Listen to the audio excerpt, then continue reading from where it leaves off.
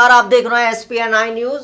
मैं काशिफ अली एक बार फिर हाजिर हूं आपके सामने। IAS चंद्रकला को आप सब जानते होंगे, खास करके CBI के छापे के बाद वो काफ़ी चर्चा में हैं और जिस तरीके से छापेमारी की गई, फिर उसके बाद ये सामने आया है कि उत्तर प्रदेश के पूर्व उप मुख्यमंत्री अखिलेश यादव से भी पूछताछ करेगी CBI अवैध खनन मामले में।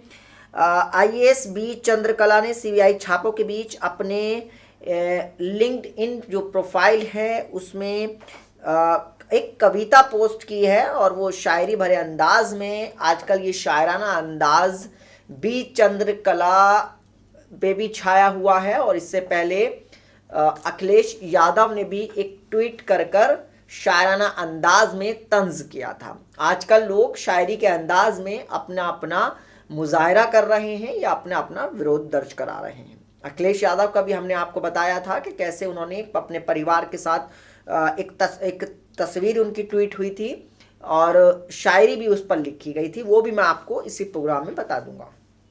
बहरहाल साथ ही साथ कविता के आखिर में उन्होंने जो चंद्रकला ने अपनी कविता लिखी है वो पूरी कविता मैं आपको ज़रूर पढ़ के सुनाऊंगा, लेकिन छापे के जो पड़े हैं उनके घर पर, उनके जगह पर, तो उन्होंने चुनावी हथकंडा बताते हुए ज़िंदगी जीने का तरीक़ा भी समझाया है। पूरी उन्होंने कविता लिखी है, अपने लिंक्डइन प्रोफाइल पर छापेमारी को राजनीतिक हथकंडा बताया है, राजनीति से प्रेरित बताया है। IAS बी चंद्रकला के अपने पेज पर कविता लिखी गई है, CBI को चुनावी छापा बताया गया है और साथ ही साथ चंद्रकला जो है IAS 10 लोगों के साथ मिलकर अवैध खनन का आरोप लगा है। काफ़ी चर्चा में है CBI के छापे के बाद चंद्रकला, और IAS देने का आरोप है। चंद्रकला बुलंदशहर, हमीरपुर, मथुरा, मेरठ और बिजनौर में DM रह चुकी हैं। बहरहाल CBI छापों के बीच चंद्रकला ने एक कविता पोस्ट की है, उस कविता का भी मतलब हम आपको बताना समझाने की कोशिश करेंगे। हालांकि उन्होंने चुनावी छापा तो पड़ता रहेगा, उन्होंने ये भी समझाया है कि लेकिन ज़िंदगी के रंगों को क्यों फीका किया जाए। दोस्तों, आप सबसे गुजारिश है कि मुसीबतें कैसी भी हों, ज़िंदगी को डोर को बेरंग ना छोड़ें।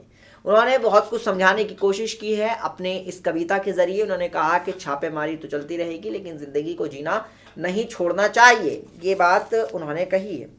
IAS बी चंद्रकला ने जो कविता वो पोस्ट की है वो कुछ इस तरीके की है। रे रंगरेज तू रंग दे मुझको, फलक से रंग या मुझे रंग दे ज़मीं से, रे रंग रेज तू रंग दे कहीं से, छन छन करती पायल से जो फूटी है यौवन के स्वर, लाल से रंग मेरी होंठ की कलियां, नयनों को रंग जैसे चमके बिजुरिया, गाल पे हो जियो चांदनी बिखरी, माथे पर पहली उषा किरण, रे रंगरेज तू रंग दे मुझको, यहीं से रंग या मुझे रंग दे वहीं से, रे रंग रेज तू रंग दे कहीं से, कमर को रंग जैसे छलकी गगरियां, उड़ उठी हो जैसे चढ़ती उमरियां, अंग अंग रंग जैसे आसमान पर घन उमर उठी हो बन स्वर्ण नगरिया, रे रंगरेज तू रंग दे मुझको, सांस सांस रंग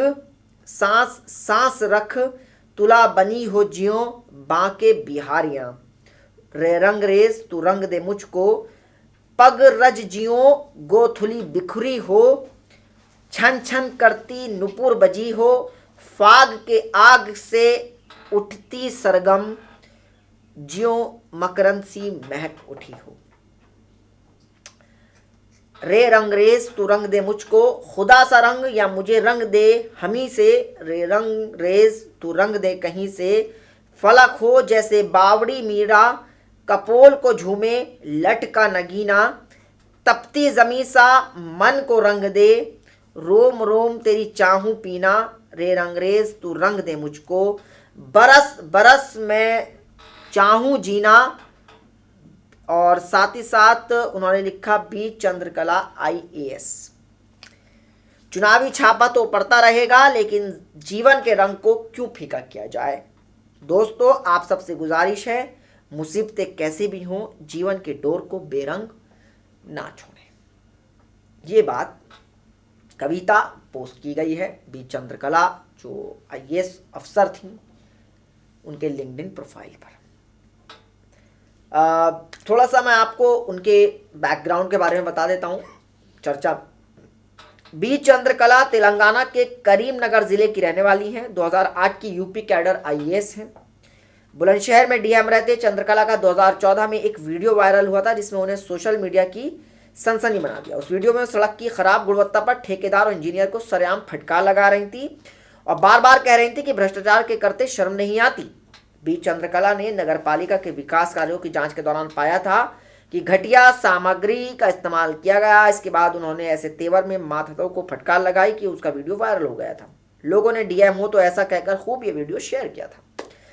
अब साहब जिसके बाद चंद्रकला के सोशल मीडिया फॉलोअर्स की तादाद बढ़ती गई। मेरठ में डीएम रहने के बाद मार्च 2017 में से वो दिल्ली पहुंची और केंद्र सरकार में स्वच्छ भारत मिशन की डायरेक्टर रही। फिर साध्वी निरंजन ज्योति की निजी सचिव बनी। इसके बाद वो पिछले साल ही दोबारा यूपी लौटी और माध्यमिक शिक्षा विभाग में विशेष सचिव का चार्ज लेने के बाद वो स्टडी लीव पर चली गई।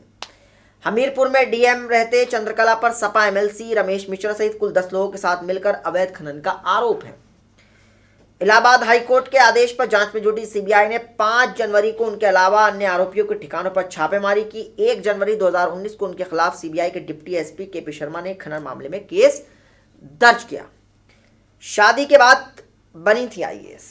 जी हाँ, आईएएस बनने से पहले बी चंद्रकला की शादी हो चुकी थी। शादी के बाद डिस्टेंस लर्निंग से उन्होंने पोस्ट ग्रेजुएशन की पढ़ाई की। इसके बाद संघ लोक सेवा आयोग की परीक्षा में सफलता हासिल की। उन्हें उत्तर प्रदेश का कैडर मिला। श्री चंद्रकला ट्विटर पर भी काफी सक्रिय हैं। शोहरत ही नहीं, कई बार बी चंद्रकला विवादों की वजह से भी चर्चा में रही हैं। एक पत्रकार से फोन पर बहस का वीडियो वायरल ऑडियो के चलते भी सुर्खियों में रह चुकी हैं। ये बी चंद्रकला है। आजकल शायराना अंदाज हो रहा है। अब आपको मैं अखिलेश के शायराना के अंदाज से भी अवगत करा देता हूं।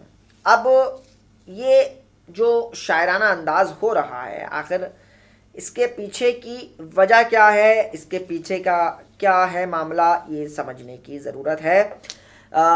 अखिलेश यादव ने भी एक तस्वीर अपनी फैमिली के साथ, डिम्पल यादव बैठी थी और उनके बच्चे बैठे थे, टीवी चल रहा था। एक शायरी उन्होंने पोस्ट की कि दुनिया जानती है इस खबर में हुआ है मेरा जिक्र क्यों, बदनीयत है जिसकी बुनियाद उस खबर से फिक्र क्यों। ये शायरी अखिलेश यादव ने पोस्ट की थी ट्विटर पर।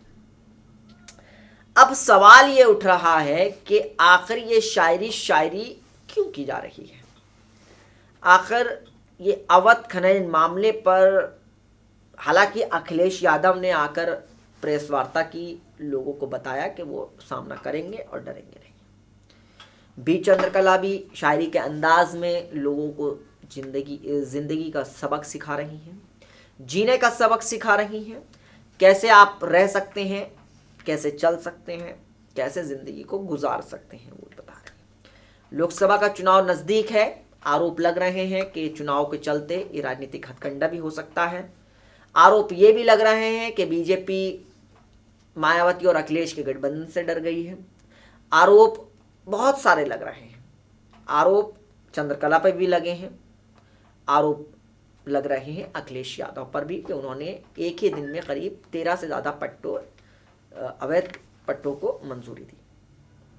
बहरहाल चुनाव नज़दीक है, ये सारी चीज़ें नज़र आती रहेंगी। इस शायरी के पीछे किसका क्या मकसद है, क्या नहीं, ये आने वाला वक्त बताएगा। आप क्या सोचते हैं इनकी शायरी का मतलब? शायरी में बहुत कुछ कहा गया है। रंगरेज से गुजारिश कर रही हैं कि उन्हें रंग दें। बहरहाल अब देखना यह होगा कि इनकी शायरी का असर कितना होता है, और जब सीबीआई अपनी बात करेगी, जांच करेगी, उसके बाद ही सब सामने आएगा। फिलहाल तो 2019 लोकसभा का चुनाव नज़दीक आ चुका है। राजनीतिक पार्टियां गठजोड़ बिठाने में लगी हैं। कोई किसी तरीके से किसी को उठाने की, गिराने की कोशिश कर रहा है, तो कोई किसी को गिराकर उठाने की कोशिश कर रहा है। अब देखना यह होगा कि 2019 का चुनाव कौन जीतेगा और किसकी सरकार बनेगी केंद्र में, क्योंकि उत्तर प्रदेश तो अहम है ही, क्योंकि उत्तर प्रदेश से कहा जाता है कि दिल्ली का रास्ता उत्तर प्रदेश से होकर चलता है। अब फिलहाल राजनीति है और राजनीति में इस तरीके के हथकंडे अपनाए जाते हैं। नमस्कार।